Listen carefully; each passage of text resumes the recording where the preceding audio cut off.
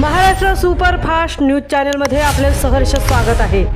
खास सत्याची धार लेखणीची महाराष्ट्रातील ताज्या आणि वेगवान बातम्या पाहण्यासाठी आपल्या हक्काचे चॅनल शेअर करा, लाईक करा आणि सबस्क्राईब करा। धन्यवाद। रायगड हादरलं, अवकाळी वादळाचा तांडव, वीज पडून 14 वर्षीय मुलाचा मृत्यू, शेकडो घरांचे नुकसान। नुकताच रायगड जिल्ह्यावर अवकाळी पाऊस आणि वादळी वाऱ्यांनी अक्षरशः तांडव माजवले। अचानक आलेल्या नैसर्गिक संकटामुळे अनेक तालुक्यांमध्ये मोठ्या प्रमाणात जीवित व वित्तहानी झाली असून नागरिकांमध्ये भीतीचे वातावरण पसरले आहे। तळा तालुक्यातील मौजे फळशेत येथे अत्यंत दुर्दैवी घटना घडली।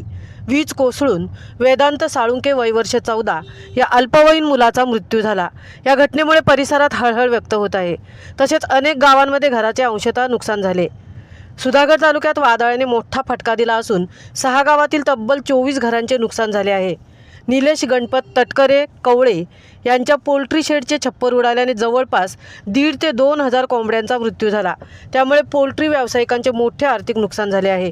महाड तालुक्यातील कोंडिवते, कांबळेतर्फे, महाड, चांदवेकोड, कोळ आणि चांबारखिंड या गावांमध्ये 40 ते 50 घरांचे नुकसान झाल्याचा प्राथमिक अंदाज प्रशासनाने व्यक्त केला आहे। खालापूर तालुक्यातील चौक, जांभोळी, दहिवली, मिलबेवाडी, ठाकूरवाडी आणि वाणिवली या गावांमध्येही वादळी वाऱ्यांनी मोठी हानी केली असून 20 ते 30 घरांचे नुकसान झाले आहे।